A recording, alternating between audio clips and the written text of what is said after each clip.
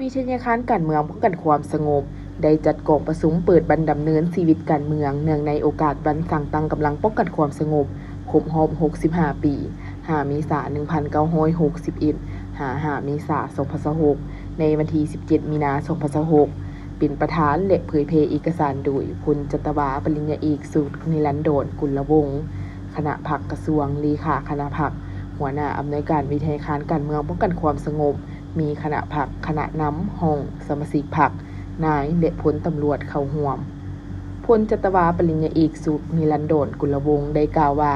เพื่อเป็นการปรับปรุงก่อสร้างพรรคก่อสร้างกำลังป้องกันความสงบโดยเฉพาะเมนสมาชิกพรรคพนักงานนักรบวิทยาคารการเมืองป้องกันความสงบให้มีความเติมใหญ่เข้มแข็งหนักแน่นมีแนวคิดอุ่นเอียงทุนเทียงมีคุณทัศน์การเมืองหนักแน่นมีคุณสมบัติศีลธรรมปฏิบัติมีความจงรักภักดีต่อพรรครัฐต่อประเทศชาติและต่อประชาชน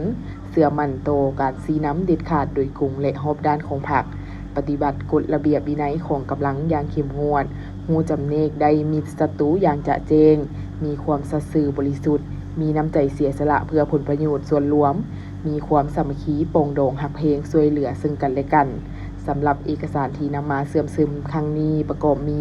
เพิ่มทวีเวียงงานศึกษาอมหมการเมืองแนวคิดในกำลังป้องกันความสงบเสริมขยายท่าเทมูลเสือปฏิบัติอันสง่างามของกำลังป้องกันความสงบประชาชนลาว